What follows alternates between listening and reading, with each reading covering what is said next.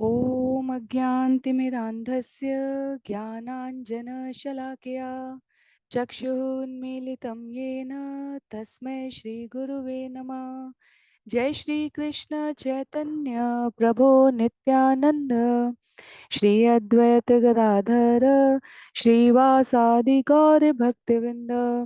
हरे कृष्णा कृष्णा कृष्णा हरे हरे, हरे राम राम राम हरे हरे। हरे कृष्णा कृष्णा कृष्णा हरे हरे, हरे राम राम राम हरे हरे। हरे कृष्णा कृष्णा कृष्णा हरे हरे, हरे राम राम राम हरे। हरे कृष्णा। सभी भक्तों को सादर प्रणाम। चैतन्य चरितामृत सत्र 58 में सभी भक्तों का स्वागत है। हम सभी यहाँ पर कृष्णदास कविराज गोस्वामी द्वारा लिखित एवं भक्ति वेदांता स्वामी श्रील प्रभुपाद द्वारा तात्पर्य सहित विवेचित चैतन्य चरितामृत का अध्ययन कर रहे हैं। चैतन्य चरितामृत जिसके 3 भाग हैं, आदि लीला, मध्य लीला एवं अंत्य लीला। आदि लीला में चैतन्य महाप्रभु के जीवन के प्रथम 24 वर्षों की एवं उसके बाद के सन्यास जीवन के महत्वपूर्ण घटनाओं की एक झलक कृष्णदास कविराज गोस्वामी ने वर्णित की है। मध्य लीला, जहां हम सभी आज के सत्र में अध्याय 3 आरंभ करने जा रहे हैं, चैतन्य महाप्रभु का अद्वैत आचार्य के घर पर रुकना। उसमें चैतन्य महाप्रभु के अंत्य लीला के जीवन की एक सूचीबद्ध घटनाक्रम की संख्या प्रथम 2 अध्यायों में बतलाने के पश्चात अध्याय संख्या 3 में आज से कृष्णदास कविराज गोस्वामी उल्लेख करना आरंभ करते हैं उनके सन्यास जीवन के और अग्रसर होने से पूर्व की जो शांतिपुर की नदिया ग्राम की बंगाल की घटनाएं हैं, उनको उन्होंने किस प्रकार समेटा है और जगन्नाथपुरी की ओर प्रस्थान किया है। आगे के अध्यायों में हमें साक्षी गोपाल की, छोटा हरिदास की, हरिदास ठाकुर की, माधवेंद्रपुरी से संबंधित घटनाओं की कथाएं आरंभ कर चुके कृष्णदास कविराज गोस्वामी की लेखनी से श्रवण करने का अवसर मिलेगा। तो आज के सत्र में आरंभ करेंगे चैतन्य महाप्रभु का अद्वैत आचार्य के घर रुकना। करीब 219 छंद हैं इस अध्याय में और सदैव की भांति प्रथम कुछ एक छंदों में मंगलाचरण वंदना करने के पश्चात कृष्णदास कविराज गोस्वामी सीधे कथाओं में, घटनाओं में प्रवेश कर रहे हैं। न्यासं विधायो प्रणयोऽथ गौरो वृन्दावनं गन्तुमनाभ्रमाद्ये राणे भ्रमन् शान्तिपुरी मयित्वा ललास भक्ते इह तं नतोस्मि। कहते हैं, सन्यास ग्रहण करने के बाद चैतन्य महाप्रभु कृष्ण के प्रति उत्कट प्रेमवश वृंदावन जाना चाहते थे, किंतु लौकिक रूप से भ्रमवश वे राढ़ देश में घूमते रहे। बाद में वे शांतिपुर पहुंचे और वहां भक्तों के साथ आनंद पूर्वक रहे। मैं उन श्री चैतन्य महाप्रभु को सादर नमस्कार करता हूँ। पिछले अध्याय में हमने श्रवण किया किस प्रकार चैतन्य महाप्रभु भ्रमवश भावातिरेक की अधिकता में गंगा को यमुना समझ बैठे और कुलिया ग्राम से कान्य नाट्यशाला तक ही जा पाए। वहां रूप गोस्वामी से, सनातन गोस्वामी से भेंट हुई। उनके कहने के उपरांत वह जगन्नाथपुरी वापस जाएंगे, पर वहां से बीच तक के घटनाक्रम में जो समय काल में जो घटनाएं हुई हैं उनको यहाँ पर उल्लेखित किया गया। कहते हैं, जय जय श्री चैतन्य जय नित्यानंद, जय अद्वैत चंद्र जय गौर भक्त वृंद। श्री चैतन्य महाप्रभु की जय हो, श्री नित्यानंद प्रभु की जय हो, श्री अद्वैत प्रभु की जय हो, श्रीवास आदि श्री चैतन्य महाप्रभु के समस्त भक्तों की जय हो। 26 वत्सर शेष यही माघ मास, तार शुक्ल पक्षी प्रभु करिला संन्यास। 24वें वर्ष के अंत में माघ मास के शुक्ल पक्ष में श्री चैतन्य महाप्रभु ने संन्यास आश्रम स्वीकार किया। संन्यास करी प्रेमावेशा चलीला वृंदावन, राड़ देसे 3 दिन करीला भ्रमण। संन्यास ग्रहण करने के बाद श्री चैतन्य महाप्रभु कृष्ण के प्रगाढ़ प्रेमवश वृंदावन के लिए चल पड़े, किंतु भूल से वे लगातार 3 दिनों तक समाधि में राड़ देश नामक भूखंड में भ्रमण करते रहे। तो राड़ देश, राड़ शब्द के लिए यहाँ पर लिखते हैं शिला प्रभुपाद, यह राष्ट्र अर्थात राज्य से आता है। बंगाल का जो भाग गंगा के पश्चिम में है वो राढ़ देश कहलाता है। इसका अन्य नाम पौंड्र देश था, और पौंड्र के बिगड़ते बिगड़ते अपभ्रंश भाषाओं में अलग अलग नाम बन जाते हैं। तो तत्कालीन समय काल के लिए बता रहे हैं कि राष्ट्र देश की राजधानी बंगाल के इसी भाग में स्थित थी। ए श्लोक पढ़ी प्रभु प्रावेर आवेशे, भ्रमिते पवित्र कैलास राण देशे। राण देश नामक भूभाग में भ्रमण करते समय श्री चैतन्य महाप्रभु ने भावावेश में निम्नलिखित श्लोक सुनाया। एतां स आस्थाय परात्मनिष्ठाम्, अध्यासितां पूर्वतमैर्महद्भिः, अहं तरिष्यामि दुरन्तपारं, तमो मुकुन्दाङ्घ्रिनिषेवयैव। जैसा कि अवंती देश के एक ब्राह्मण ने कहा, भगवान कृष्ण के चरण कमलों की सेवा में दृढ़ता पूर्वक स्थिर होकर मैं अज्ञान के दुर्लभ सागर को पार कर जाऊंगा। इसकी पुष्टि उन पूर्ववर्ती आचार्यों द्वारा की गई है जो परमात्मा पूर्ण पुरुषोत्तम भगवान की दृढ़ भक्ति में स्थिर थे। विचार करके देखे, चैतन्य महाप्रभु ने युग धर्म प्रवर्तक की अपनी भूमिका को, हरिनाम प्रचार को, हरिनाम कीर्तन को, भगवान के स्मरण को, भक्ति को, सेवा भाव को संकल्पित रूप से प्रचारित प्रसारित करना आरंभ कर दिया है। तो ये श्रीमद् भागवतम का स्कंद 11 अध्याय 23 श्लोक संख्या 57 है।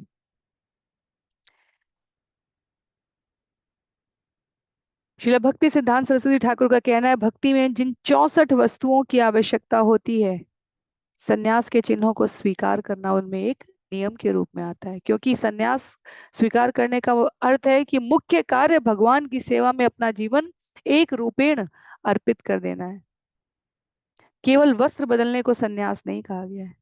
मन को एकाग्र चित्त करके शरीर को पूर्णतया भगवान की सेवा में अर्पित करना, ये संन्यास कहा गया है। कृष्ण के प्रति सेवा की प्रवृत्ति संन्यास है, वस्त्र संन्यास नहीं है।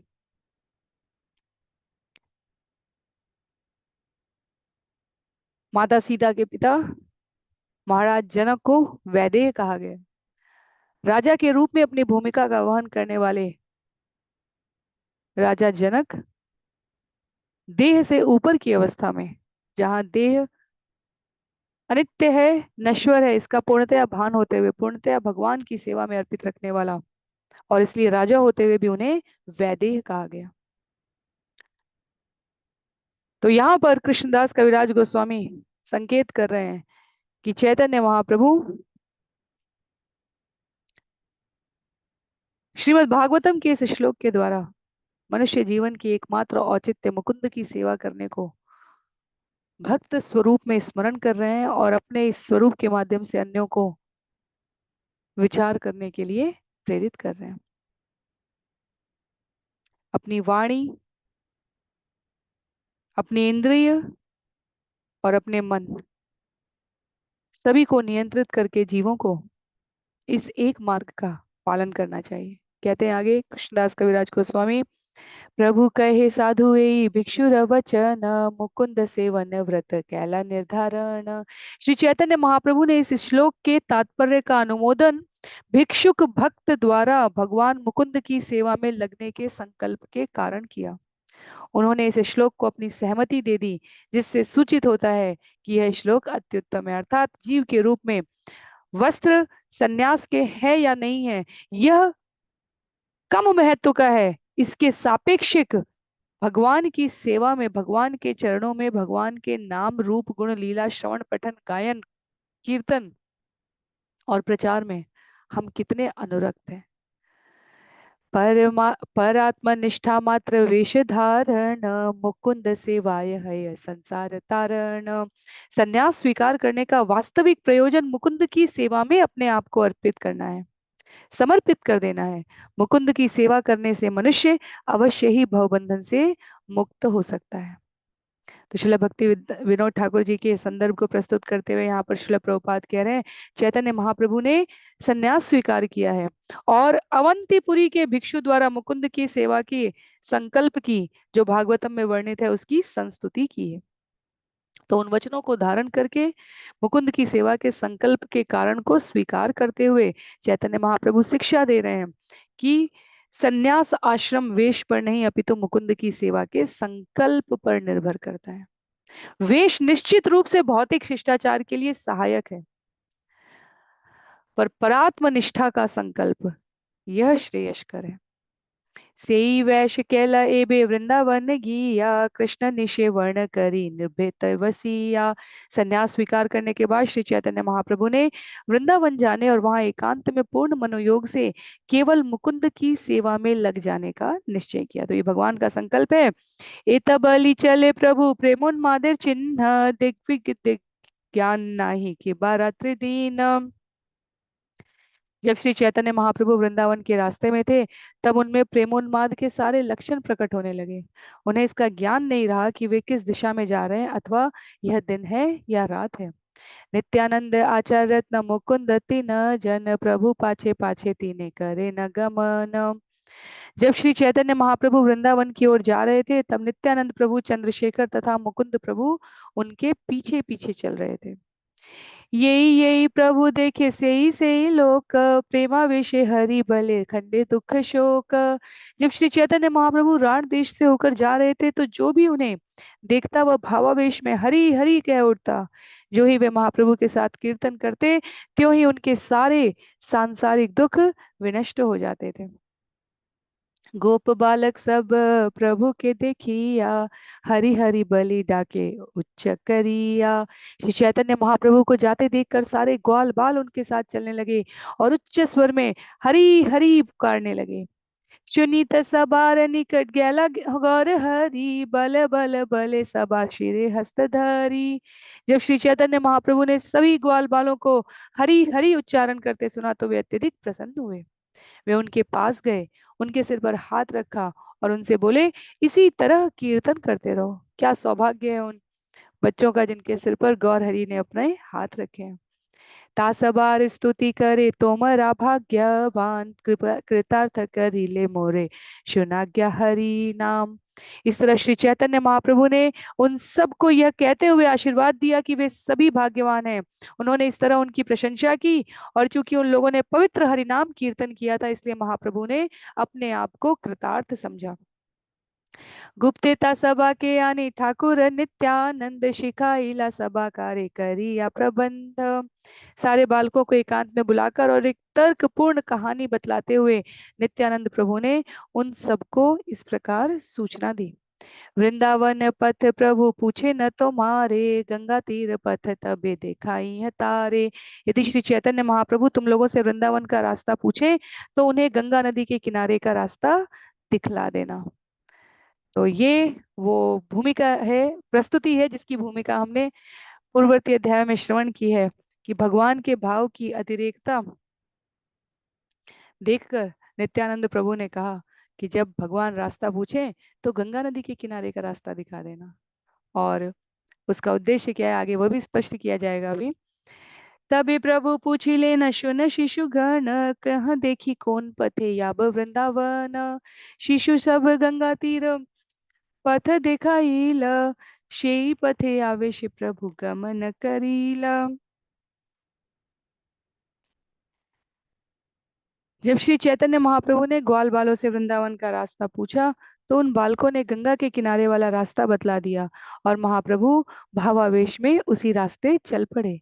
आचार्य रत्ने रे कहे नित्यानंद गोसाई, शीघ्र याह तुम्हें अद्वैत आचार्य रठाई। जो ही महाप्रभु गंगा के किनारे किनारे चल पड़े, त्यों ही श्री नित्यानंद प्रभु ने आचार्य रत्न चंद्रशेखर आचार्य को तुरंत अद्वैत आचार्य के घर जाने के लिए कहा। तो नित्यानंद प्रभु सारी व्यवस्था कर रहे हैं। प्रभु लय याब आमी ताहार मंदिरे, सावधाने रहे ये न नौका लैया तीरे। श्री नित्यानंद गोस्वामी ने उनसे कहा, मैं श्री चैतन्य महाप्रभु को शांतिपुर में गंगा के तट पर ले आऊंगा। आप अद्वैत आचार्य से कहें कि वे सावधान होकर एक नाव लेकर किनारे पर रहें। तो व्यवस्था इस प्रकार से है कि चैतन्य महाप्रभु भावावेश में भ्रमण कर रहे हैं। उन्हें लग रहा है कि वो वृंदावन के जंगलों में है। और नित्यानंद प्रभु ने एक और उन बालकों से कहा कि जब पूछें कि किधर है वृंदावन का रास्ता, तो उन्हें गंगा के किनारे जाने की ओर प्रेरित करना। और दूसरी ओर आचार्य चंद्रसेन से कहा कि अद्वैत आचार्य नौका लेकर तट के किनारे खड़े रहे। क्यों व्यवस्था की है? कहते हैं, तबे नवद्वीपे तुमी करी गमन, शचि सह लैया आई सब भक्तगण। नित्यानंद प्रभु ने आगे कहा, उसके बाद मैं अद्वैत आचार्य के घर जाऊंगा और आप नवद्वीप जाकर माता शची तथा अन्य सभी भक्तों को लेकर लौट आना। क्योंकि चैतन्य महाप्रभु के पीछे माता शची के प्रथम पुत्र और उनके पति दोनों का लौकिक रूप से अनुपस्थित हो जाना वो एक प्रमुख कारण रहा कि नित्यानंद प्रभु चाहते थे कि यदि भावावेश में चैतन्य महाप्रभु सन्यास की इस उच्च अवस्था में, जहां भक्त रूप के सारे लक्षण उनके अंदर दृष्टिगोचर हो रहे हैं, यदि एक बार उनका संबंध, उनका स्नेह मैंने पुनः शांतिपुर नदिया के भक्तों से, मैया शची से नहीं जोड़ा, तो पुनः भगवान कभी, और ये भगवान की लीला का एक भाग है, पुनः भगवान कभी अपने आप को इस प्रदेश में प्रवेश देंगे भी कि नहीं। तो अब ये जो मिलन होने जा रहा है अद्वैत आचार्य के घर पर, इसकी व्यवस्था नित्यानंद प्रभु ने स्थापित की है। और यहाँ से जो आगे 20 साल तक प्रत्येक वर्ष 4 महीने के लिए बंगाल से पुरी की यात्रा होती आई, उसकी आधार भूमि यही घटना है। अद्वैत आचार्य के घर पर अब जब यहाँ भगवान स्नेहमयी मैया को देखेंगे, अपने स्थानीय भक्तों के अनुग्रह को देखेंगे, प्रेम को देखेंगे, तब ये व्यवस्था की जाएगी कि आप सभी प्रत्येक वर्ष चातुर्मास के लिए जगन्नाथपुरी आकर भगवान जगन्नाथ, बलदेव, सुभद्रा के दर्शन करें, कीर्तन करें, संग प्राप्त करें, निवास करें और पुनः वापस बंगाल चले जाएं। और इस प्रकार अगले 20 वर्षों तक का जीवन रहेगा। तो कहते हैं आगे, तारे पठाइया नित्यानंद महाशय, महाप्रभु रागे आसी दिल परिचय। आचार्य रत्न को अद्वैत आचार्य के घर भेजकर श्री नित्यानंद प्रभु श्री चैतन्य महाप्रभु के सामने आए और अपने आने की सूचना दी। कहते हैं, प्रभु कहे श्रीपाद तोमार कोथा के गमन, श्रीपाद कहे तोमार संगे याब वृंदावन। श्री चैतन्य महाप्रभु भावावेश में थे और उन्होंने पूछा कि नित्यानंद प्रभु कहाँ जा रहे थे। नित्यानंद प्रभु ने उत्तर दिया कि वे महाप्रभु के साथ वृंदावन जा रहे थे। प्रभु कहे कत दूरे आचे वृंदावन, तेहो कहन कर ए यमुना दर्शन। जब श्री चैतन्य महाप्रभु ने नित्यानंद प्रभु से पूछा कि अब वृंदावन कितनी दूर है, तो नित्यानंद प्रभु ने उत्तर दिया, देखिए यह रही यमुना नदी, एतबली आनिल तारे गंगा सन्निधाने, आवेश प्रभुर हैल गंगा रे यमुना गयाने। ये कहकर नित्यानंद प्रभु ने गंगा नदी के पास ले गए और श्री चैतन्य महाप्रभु ने भावावेश के कारण गंगा नदी को ही यमुना नदी के रूप में स्वीकार कर लिया। अहो भाग्य यमुना रे पाइलु दर्शन, एत बलि यमुना रे करे न स्तवन। महाप्रभु ने कहा, ओ कितना सौभाग्य है, आज मुझे यमुना नदी के दर्शन हुए हैं। इस तरह गंगा को ही यमुना नदी मानकर उन्होंने इसकी स्तुति आरंभ कर दी। चिदानंद भानो सदानंद सोनो, परपेत्म पात्री द्रव ब्रह्म गात्री, अघानाम लवित्री जगत क्षेम धात्री, पवित्री क्रियानो वपुर मित्र पुत्री। तो माता गंगा की स्तुति के लिए बहुत सारे छंद लिखे गए हैं और ये कवि कर्णपूर कृत चैतन्य चंद्रोदय नाटक का अंकित श्लोक है। कहते हैं, हे यमुना नदी, तुम वह आनंदमय दिव्य जल हो जो नंद महाराज के पुत्र को प्रेम प्रदान करता है। तुम वैकुंठ लोक के जल के ही समान हो, क्योंकि तुम हमारे पूरे जीवन में किए गए अपराधों, सारे अपराधों एवं पाप फलों को नष्ट करने वाली हो। तुम संसार के लिए सभी मंगल वस्तुओं की जननी हो। हे सूर्यदेव की पुत्री, कृपया तुम अपने पुण्य कर्मों से हम सबको शुद्ध कर दो। पूर्व में जब हमने केशव भारती की कथा श्रवण की थी, वो सन्यास का भाग विस्तार से हमें आगे श्रवण करने का अवसर मिलेगा। पर जो केशव कश्मीरी पंडित की कथा है उसका हमने श्रवण किया है। गंगा नदी के ऊपर 3 घंटे तक 100 से भी अधिक छंदों को स्वरचित मौलिक तात्कालिक रूप से गाकर उनकी स्तुति की गई। यहाँ कवि कर्णपुर कहते हैं, गंगा और जमुना जैसे भगवान के स्वरूप में कृष्ण और बलराम केवल रंग का अंतर है। हे जगत जननी, आपके इस अवतरण में भी केवल उतना ही अंतर है। कहते हैं आगे, इत बलि नमस्करी कैला गंगा स्नान, एक कौपि नाही द्वितीय परिधान। इस मंत्र का उच्चारण करने के बाद श्री चैतन्य महाप्रभु ने नमस्कार करके गंगा नदी में स्नान किया। उस समय उनके पास एक ही कौपीन था, कोई दूसरा वस्त्र न था। हे न काले आचार्य गोसाई, नौका तिचड़िया आई लनुतन कौपिन बहिर्वास लैया। जब श्री चैतन्य महाप्रभु वहां दूसरे वस्त्र के बिना खड़े थे, तब अद्वैत आचार्य अपने साथ नया कौपीन तथा बाह्य वस्त्र लेकर नाव से वहां आए। आगे आचार्य आसी रहिला नमस्कार करी, आचार्य देखी भले प्रभु मने संशय करी। अद्वैत आचार्य आकर महाप्रभु के समक्ष प्रस्तुत हुए और उन्हें नमस्कार किया। उन्हें देखकर महाप्रभु को सारी परिस्थिति के विषय में संदेह होने लगा। तो चैतन्य नित्यानंद प्रभु ने चैतन्य महाप्रभु से क्या कहा कि हम वृंदावन में हैं। अद्वैत आचार्य कहाँ रहते हैं? गंगा नदी के किनारे शांतिपुर में निवास करते हैं। तो बाह्य चेतना आने पर, क्योंकि भाव की अतिरेकता में चैतन्य महाप्रभु यहाँ भ्रमण कर रहे हैं, लेकिन अद्वैत आचार्य को देखकर वह थोड़ी बाह्य स्थिति में आते हैं, सोचते हैं ये कैसा अवसर हो सकता है। वो कहते हैं, तुम्ही त आचार्य गोसाई येता केने आईला, आम्ही वृंदावने तुम्ही के मते जानीला। भावावेश में ही महाप्रभु ने अद्वैत आचार्य से पूछा, आप यहाँ क्यों आए? आपको कैसे पता चला कि मैं वृंदावन में हूँ? आचार्य कहे, तुम यहाँ से ही वृंदावन, मोर भाग्य गंगा तीरे तुम्हारा गमन। अद्वैत आचार्य ने श्री चैतन्य महाप्रभु से यह कहकर सारी स्थिति स्पष्ट कर दी। आप जहाँ हैं वही वृंदावन है। यह तो मेरा परम सौभाग्य है कि आप गंगा नदी के तट पर आए हैं। प्रभु कहे, नित्यानंद आमारे वंचीला, गंगा के आनिया मोरे यमुना कहीला। तब श्री चैतन्य महाप्रभु ने कहा, नित्यानंद ने मुझे धोखा दिया है। वह मुझे गंगा के तट पर ले आए और मुझसे ये बतलाया कि ये यमुना है। आचार्य कहे, मिथ्या नहीं श्रीपाद वचन, यमुना ते स्नान तुम्ही करीला एखन। कहते हैं, जब श्री चैतन्य महाप्रभु ने नित्यानंद प्रभु पर धोखा देने का आरोप लगाया, तो श्री अद्वैत आचार्य ने कहा, नित्यानंद प्रभु ने आपसे जो कुछ कहा है वो झूठ नहीं है। आपने सचमुच अभी यमुना नदी में स्नान किया है। गंगा ये यमुना बहे हैया एक धार, पश्चिम में यमुना बहे पूर्वे गंगा धार। फिर अद्वैत आचार्य ने समझाया कि उस स्थान पर गंगा तथा यमुना दोनों साथ साथ बहती हैं। पश्चिम की ओर यमुना है और पूर्व की ओर गंगा है। तो आध्यात्मिक दृष्टि से वैसे कोई अंतर नहीं है, तथापि स्थान की और नामकरण के अनुसार ये भिन्नता है। तो चैतन्य महाप्रभु ने पश्चिम की ओर स्नान किया है। यमुना पश्चिम से बहकर आती है, गंगा पूर्व से आती है और इलाहाबाद प्रयाग में दोनों संगम करते हुए मिल जाती हैं। तो वास्तव में अद्वैत आचार्य कहते हैं कि आपने पश्चिम की ओर स्नान किया है, तो आपने वास्तव में यमुना में ही स्नान किया। प्रभु, इसमें क्या भिन्नता है? पश्चिम धारे यमुना वहे ताहा कैल स्नान, आद्र कौपिन छाड़ी शुष्क कर परिधान।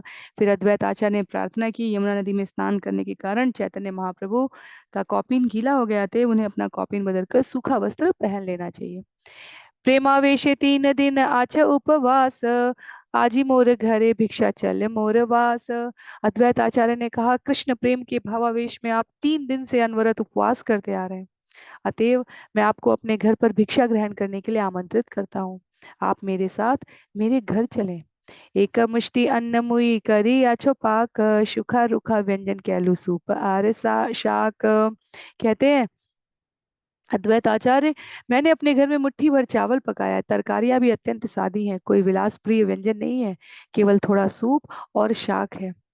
किसी और के वचन से इस समय संन्यास ग्रहण किए हुए चैतन्य महाप्रभु वैसे भी कुछ स्वीकार न करते, इसलिए विचार पूर्वक नित्यानंद प्रभु अपनी मैया शची के साथ आत्मीयता समझते हुए उनको अद्वैत आचार्य के घर पर आमंत्रित कर रहे हैं। अन्य भक्तों के साथ अद्वैत आचार्य को चैतन्य महाप्रभु को लेने जाने के लिए कह रहे हैं, क्योंकि उन्हें पता है कि बाह्य जगत की जागरूकता आने पर नित्यानंद प्रभु के ऊपर चैतन्य महाप्रभु को रोष ही आएगा।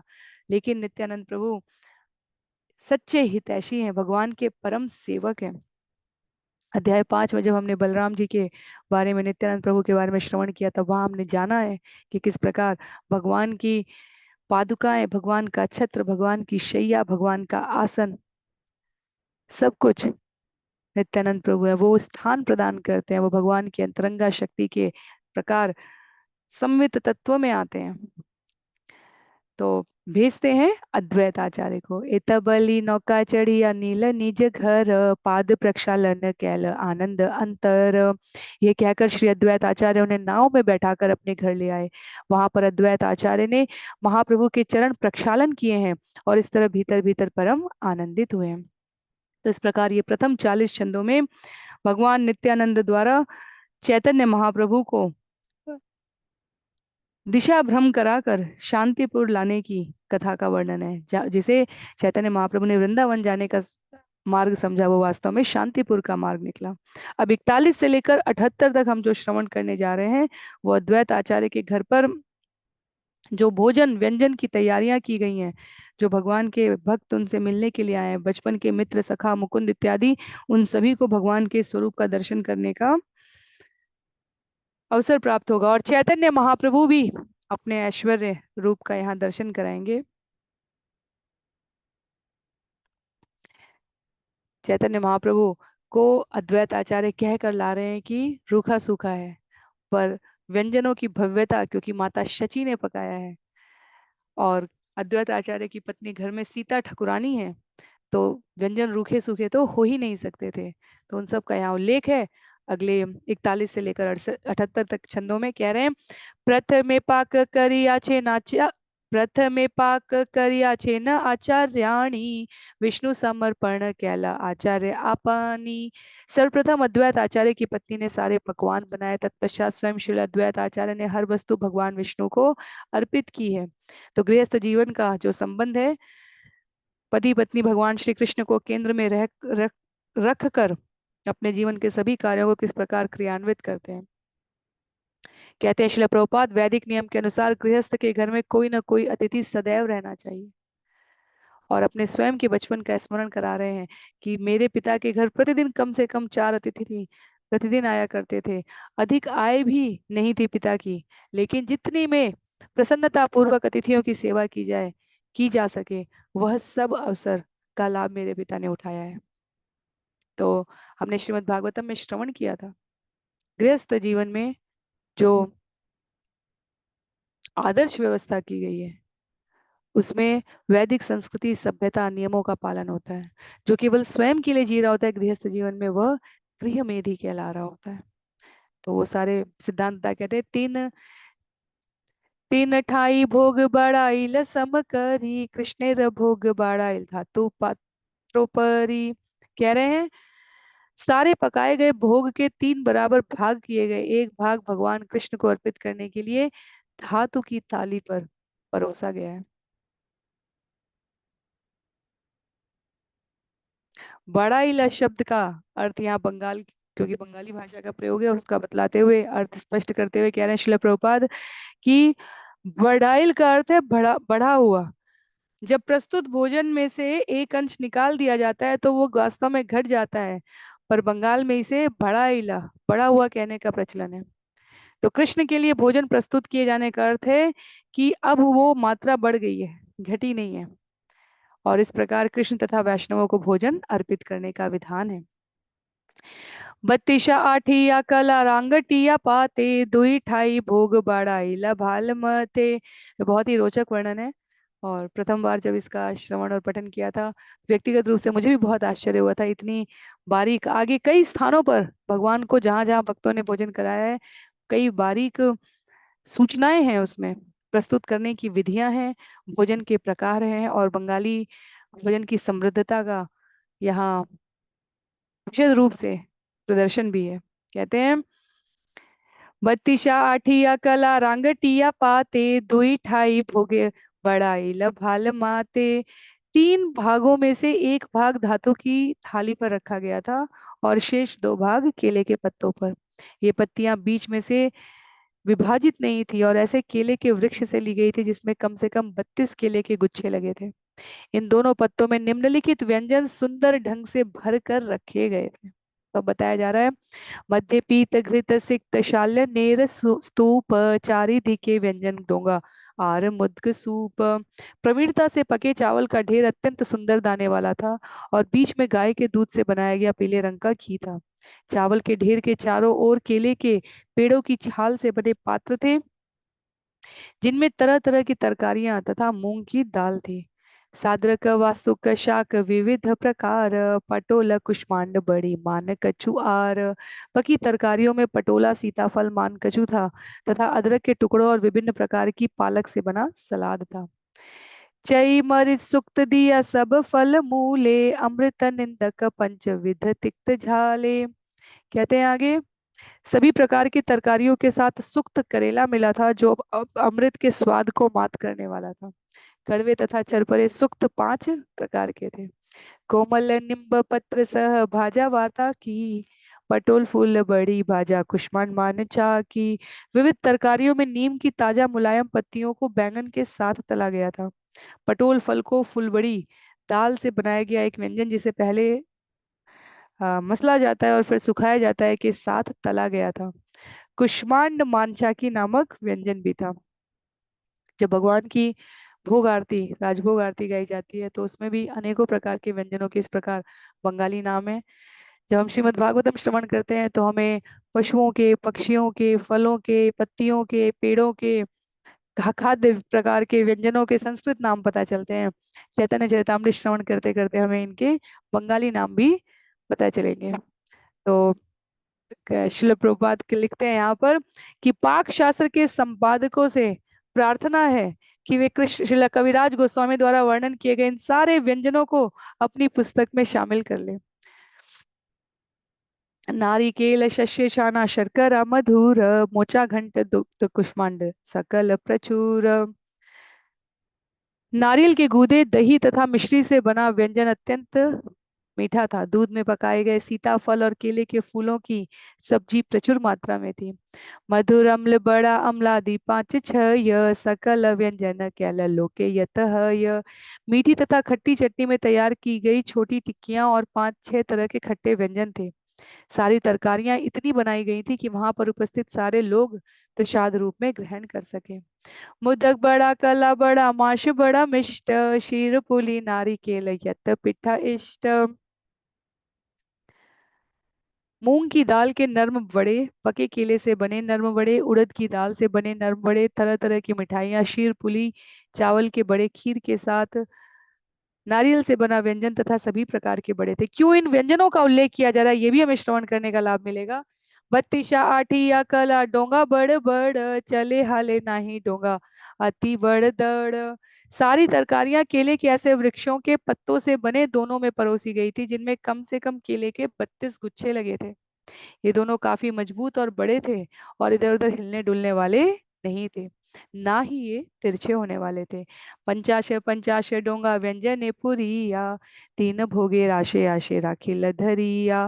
भोजन करने के तीनों स्थानों के चारों ओर तरह तरह की तरकारियों से भरे 100 दोने हो गए थे। सकृत पायस नव अमृत कुंडिका भरिया तीन पात्रे घना वर्त दुग्ध राखे त्ररिया। सभी तरकारियों के चारों ओर घी से मिश्रित खीर रखी थी।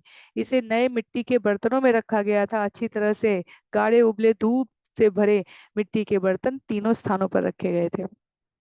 दुग्ध चीड़ा कला आर दुग्ध लक लकी यते ककरी लता कही ते न शकी। अन्य व्यंजनों के अतिरिक्त दूध में बना तथा केले से मिला चिवड़ा तथा दूध में पकाया सफेद सीताफल था। वहां पर उपस्थित सभी व्यंजनों का वर्णन कर पाना संभव नहीं है।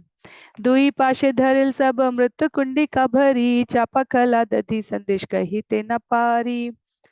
दो स्थानों पर दही संदेश तथा दही से बनी एक मिठाई तथा केले से बना एक अन्य व्यंजन मिट्टी के पात्रों में भरकर रखा हुआ था। मैं उन सब का वर्णन कर पाने में असमर्थ हूँ। अन्न व्यंजन उपरि दिल तुलसी मंजीरी, तीन जल पात्रे सुवासित जल भरी। पके चावल एवं सारी तरकारियों के ढेर के ऊपर तुलसी की मंजरियां थी। सुगंधित गुलाब जल से भरे पात्र भी रखे गए थे। तीन शुभ्र पीठ तार ऊपरी वसन, एई रूपे साक्षात कृष्ण कराइला भोजन। तीनों आसनों पर मुलायम कपड़े बिछे थे। इस तरह भगवान कृष्ण को सारी भोज्य सामग्री अर्पित की गई और उन्होंने इसे बड़े ही मन से ग्रहण किया। आरती काले दुई प्रभु बोलाइला, प्रभु संगे सबे आसी आरती देखीला। भोग अर्पित करने के बाद भोग आरती संपन्न करने की प्रथा है। अद्वैत प्रभु ने दोनों भाइयों चैतन्य महाप्रभु तथा नित्यानंद प्रभु को आरती देखने के लिए बुलाया। दोनों प्रभु तथा वहां उपस्थित सारे लोग आरती समारोह देखने के लिए गए। आरती करिया कृष्ण कराइला शयन, आचार्य आसी प्रभु रित्या कैला निवेदन। मंदिर में अर्चा विग्रहों की आरती हो चुकने के बाद कृष्ण को शयन कराया गया। तब अद्वैत आचार्य श्री चैतन्य महाप्रभु से कुछ निवेदन करने के लिए आगे आए। गृहेर भीतरे प्रभु करुण गमन, दुई भाई आइला तबे करीते भोजन। श्री चैतन्य महाप्रभु ने कहा, हे प्रभु कृपया इस कमरे में चलें। तब श्री चैतन्य महाप्रभु तथा नित्यानंद प्रभु दोनों भाई प्रसाद ग्रहण करने के लिए आगे आए। मुकुंद हरिदास दुई प्रभु बोलाइला, योड़ हाथे दुई जन कही ते लागीला। जब श्री चैतन्य महाप्रभु तथा नित्यानंद प्रभु प्रसाद लेने गए तो उन्होंने मुकुंद तथा हरिदास को अपने साथ चलने के लिए बुलाया, किंतु मुकुंद तथा हरिदास दोनों ने हाथ जोड़कर इस प्रकार कहा।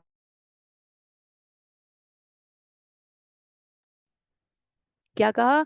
मुकुंद कहे मोर किछु कृत्य नाही सरे, पाचे मोई प्रसाद पामो तुम्ही याह घरे। क्या बुलाए जाने पर मुकुंद ने निवेदन किया, है प्रभु मुझे कुछ काम करना शेष है, मैं बाद में प्रसाद ग्रहण करूंगा, अतएव आप दोनों प्रभु अब कमरे के भीतर जाएं। अद्वैत आचार्य के अतिरिक्त और किसी के द्वारा ये संभव नहीं था। चैतन्य महाप्रभु अद्वैत आचार्य को अपना गुरु भी मानते हैं, तो इस अर्थ में अद्वैत आचार्य जो कहेंगे वह चैतन्य महाप्रभु मना नहीं करेंगे। सबको पता है अद्वैत चैतन्य महाप्रभु सन्यास के पश्चात इतना ऐश्वर्य युक्त भोजन, उन्नत विविधतापूर्ण तैयार किए गए व्यंजनों को स्वीकार नहीं करने वाले हैं, इसलिए मुकुंद अपने आप को वहां प्रवेश ही नहीं करा रहे हैं। वो कहते हैं आप रुकिए, आप मुझे कुछ कार्य है भगवान, मैं आता हूँ, आप चले और प्रसाद ग्रहण करें। हरिदास कहे मुई पापिष्ठ अधम, बाहिर एक मुष्टि पाछे करी मुँह भोजन। हरिदास ठाकुर ने कहा, मैं अत्यंत पापी और अधम हूँ, मैं बाहरी प्रतीक्षा करते हुए बाद में एक मुट्ठी प्रसाद पालूंगा। तो हरिदास ठाकुर को अद्वैत आचार्य ने अनेकों बार स्नेहपूर्वक प्रसाद प्रदान किया है, तथापि हरिदास ठाकुर अपनी विनम्रता से, वह उन्नत वैष्णव है इसमें कोई संदेह नहीं, जिनकी इस जगत से लीला तिरोधान होने पर पूरा अध्याय आगे हम श्रवण करेंगे। मृत्यु के पश्चात उनका शरीर अपने हाथों में लेकर चैतन्य महाप्रभु ने हरि नाम कीर्तन किया है। वो हरिदास ठाकुर कहते हैं कि मैं अधम हूँ, ये केवल उनके शब्द होते हैं, उनकी उनकी पुनरावृत्ति करना भी सामान्य साधकों के लिए स्वीकृत नहीं है। हमारे संस्कारों में जब षोडश संस्कारों में जब मृत्यु भोज कराया जाता है, हरिदास ठाकुर की मृत्यु के उपरांत चैतन्य महाप्रभु ने पुरी के एक एक दुकानदार के समक्ष जाकर भिक्षा मांगी थी कि मैं हरिदास ठाकुर के इस यशस्वी शरीर परित्याग की लीला के अवसर पर सबको भोजन कराना चाहता हूँ। जो आसपास वणिक थे उनके नेत्रों में आंसू आ गए चैतन्य महाप्रभु के द्वारा इस प्रकार भिक्षा मांगे जाने की प्रक्रिया देखकर। तो चैतन्य महाप्रभु और हरिदास ठाकुर का संबंध अद्वितीय है, भक्त और भगवान का शाश्वत संबंध दिखता है। दिखने में बाहर से दोनों भक्त हैं, पर हरिदास ठाकुर को सदैव भगवान की स्थिति का स्मरण है। तो सामाजिक शांति को बनाए रखते हुए, व्यवहारिक शिष्टाचार निभाते हुए, अपने आप को मुसलमान मानते हुए, हिंदू समाज की सीमा से बाहर रहने का ये उपक्रम करते हुए हरिदास ठाकुर ने कहा, मैं घर के बाहर ही भोजन ग्रहण कर लूंगा। चैतन्य महाप्रभु की दृष्टि में वे अत्यंत उच्च पद पर हैं, अन्य महान वैष्णवों के समान है, तथापि वह आध्यात्मिक दृष्टि से अपनी उच्चता को सामाजिक दृष्टि के इस मिलनसार स्वभाव में किसी प्रकार के अवरोध को न लाने के उपक्रम में भीतर जाने से मना कर देते हैं। आगे कहते हैं, दुई प्रभु लैया आचार गेला भीतर घरे, प्रसाद देखिया प्रभु आनंद अंतरे। अद्वैत आचार्य अपने साथ नित्यानंद प्रभु तथा चैतन्य महाप्रभु को कमरे के कक्ष के भीतर ले गए, जहां दोनों प्रभुओं ने प्रसाद की व्यवस्था देखी। विशेषकर श्री चैतन्य महाप्रभु अत्यधिक प्रसन्न हुए। एक गृहस्थ वैष्णव के घर में कृष्ण के लिए नाना प्रकार के व्यंजन किस सुंदर रीति से प्रस्तुत किए जा रहे हैं, यह देखकर चैतन्य महाप्रभु ने इस मापदंड को, इस मानक को स्थापित करने वाले अद्वैत आचार्य और सीता ठाकुरानी की इस सेवा भाव की प्रस्तुति के लिए अत्यंत आनंद का अनुभव किया है। कहते हैं चंद संख्या 65 में, ऐसे अन्न ये कृष्ण के करा ये भोजन, जन्मे जन्मे शीरे धरो ताहर चरण। श्री चैतन्य महाप्रभु ने कृष्ण को अर्पित किए जाने वाले भोजन के पकाने की सारी विधियों का अनुमोदन किया।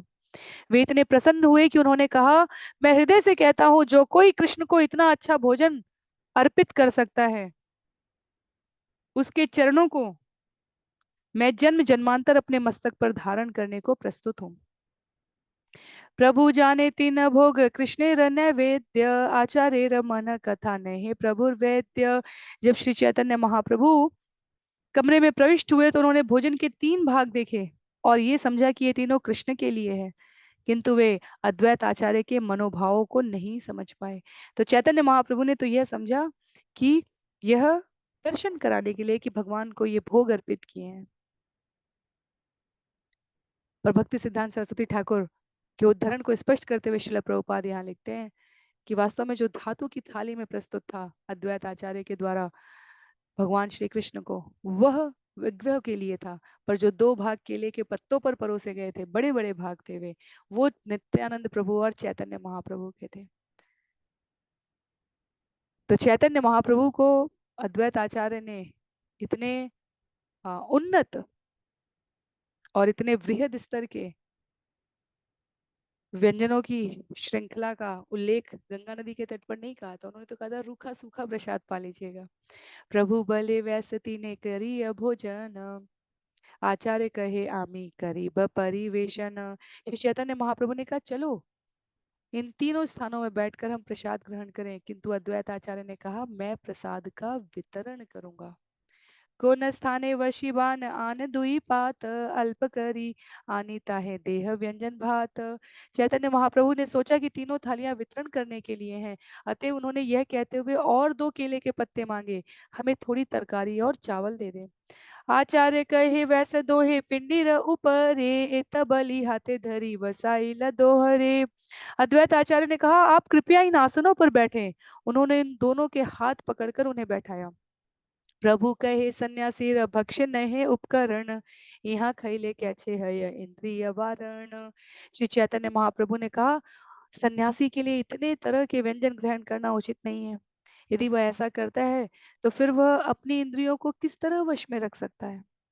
तो स्पष्ट करते हैं यहाँ पर कि सन्यास आश्रम के लिए कितनी वैराग्य विद्या का, वैराग्य भाव का अनुशीलन करना आवश्यक है।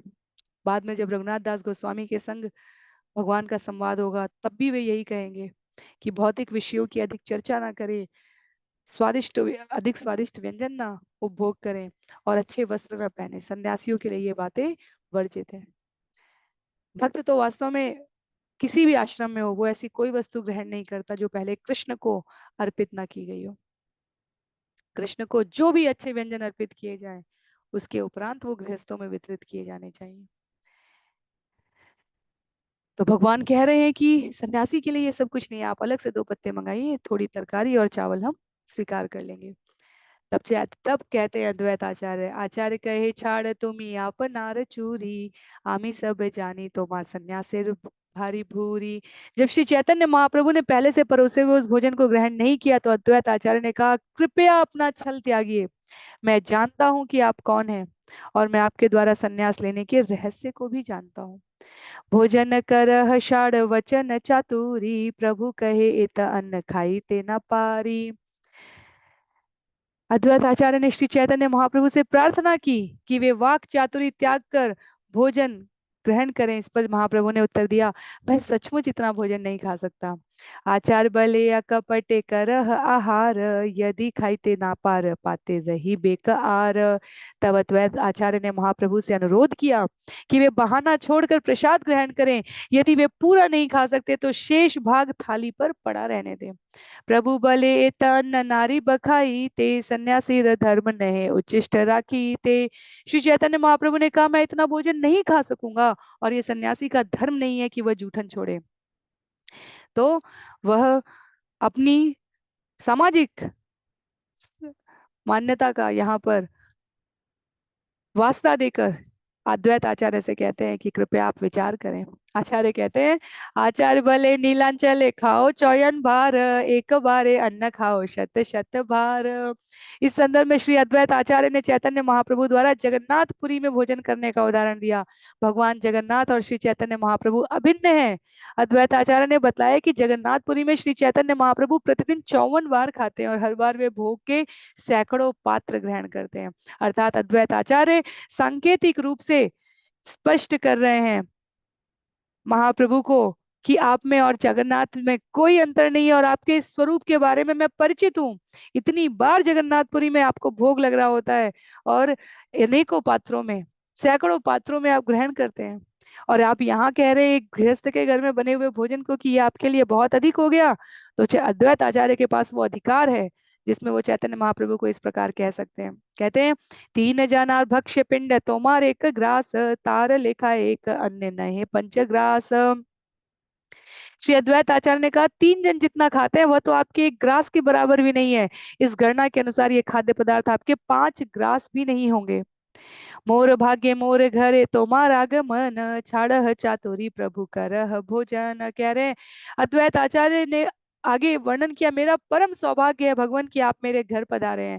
कृपया बातें मत बनाइए, बातें छोड़कर भोजन करना आरंभ कीजिए। एतबली जल दिल दुई गोसाई, हाथे हंसिया लागिला दुहे भोजन करी ते। यह कहकर अद्वैत आचार्य ने दोनों प्रभुओं को हाथ धोने के लिए जल दिया। तत्पश्चात दोनों प्रभु बैठ गए और हंसते हुए प्रसाद ग्रहण करने लगे।